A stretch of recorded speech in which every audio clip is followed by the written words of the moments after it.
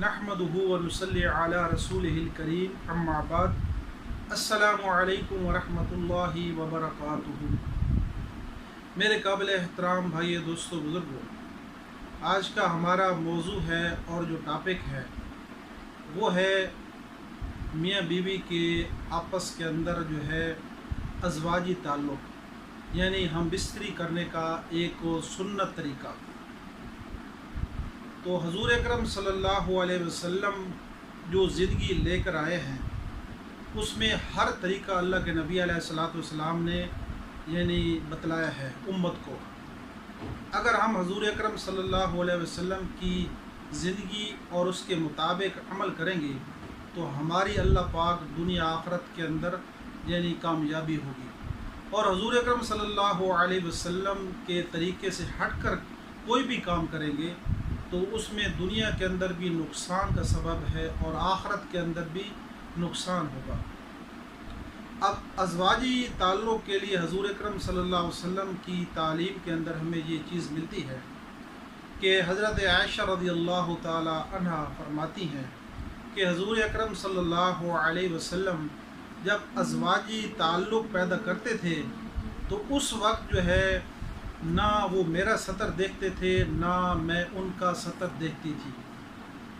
تو سب سے پہلی چیز جو ہے کہ جب ایک انسان اپنی ازواج یعنی اپنی بیوی کے پاس جائے ہم بستری کے لیے تو اس کا سطر نہ دیکھے۔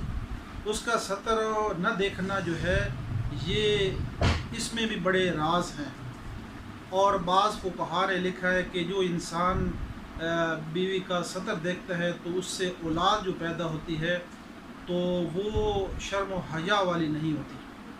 بہرحال سطر دیکھ بھی سکتا ہے لیکن نہ دیکھنا جو ہے وہ بہتر ہے، کیونکہ عورت کا یعنی مرد عورت کا جسم قرار دیا گیا ہے بیوی کو، تو اس لیے ضروری ہے کہ ہم جو ہے سطر کو نہ دیکھیں۔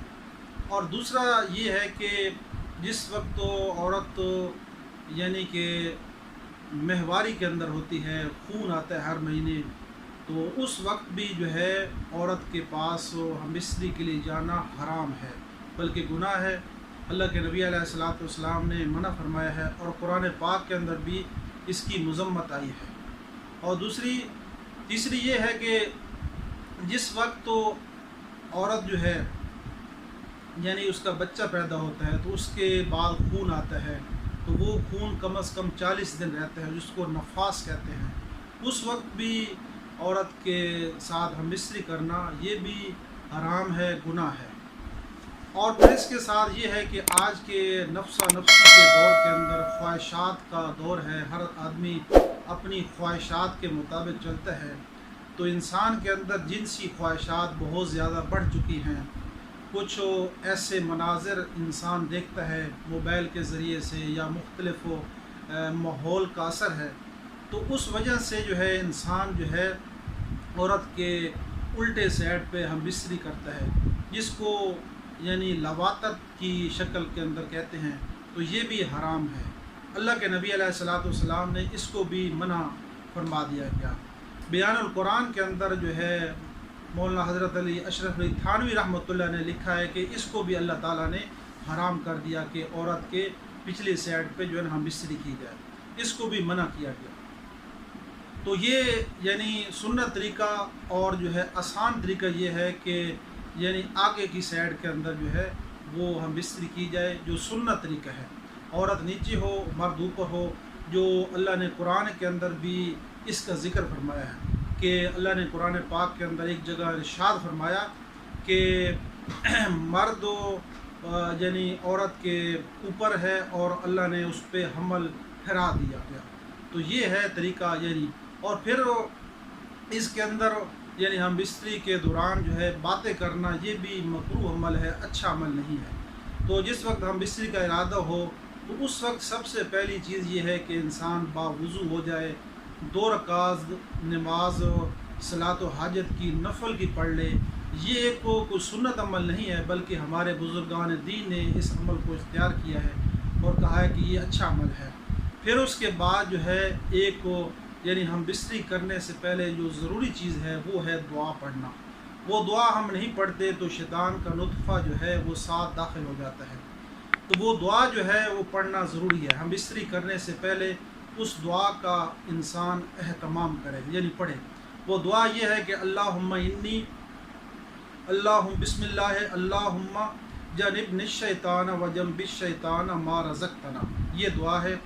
میں دوبارہ دعا عرض کر دیتا ہوں. بسم اللہ اللہم جنب الشیطان وجنب الشیطان ما رزقتنا. یہ دعا ہے. یہ دعا انشاءاللہ عزیز پڑھیں گے تو شیطان کا نطفہ جو ہے اس کے ساتھ داخل نہیں ہوگا. اور دوسرا اس کے ساتھ یہ ہے کہ جس وقت تو انسان انزال ہوتا ہے، فارغ ہوتا ہے، تو اس وقت دل کے اندر یہ دعا پڑھے. یعنی زبان کے اندر تو یہ دعا انسان نہیں پڑھ سکتا، وہ دل کے اندر یہ دعا پڑھے. اللہم لا تجعل الشیطان فیما رزقتنی نصیبا. یہ دعا دل کے اندر پڑھے. تو یہ سنت طریقے ہیں. باقی جو ہے اس کے علاوہ جو آج کے جدید دور کے اندر مختلف لوگ مختلف طریقوں سے یعنی ہم بستری کرتے ہیں، عورت کی بعض دفعہ لوگ شرمگاہ کو یعنی منہ میں لیتے ہیں، یہ بھی شرعی طور پہ حرام ہے، ناجائز ہے. اور مرد جو ہے وہ اس کی عورت بعض دفعہ منہ میں یعنی شرمگاہ کو لے لیتی، یہ بھی ناجائز ہے. تو اللہ کے نبی علیہ الصلوۃ والسلام نے ان چیزوں سے منع فرمایا گیا ہے. جو شریعت کے احکامات ہیں اس پہ اگر ہم عمل کریں گے تو اللہ تعالی ہماری دنیا آخرت کے اندر یعنی کامیابی دیں گے، فائدہ ہوگا. اگر اس پہ عمل نہیں کریں گے تو دنیا کے اندر بھی نقصان ہے، آخرت کے اندر بھی نقصان ہے. تو اللہ تعالیٰ سے دعا ہے کہ اللہ پاک ہمیں صحیح معنوں میں دین پہ چلنے اور آپ صلی اللہ علیہ وسلم کی صحیح اتباع کرنے کی ہم سب کو توفیق عطا فرمائے. آمین ثم آمین.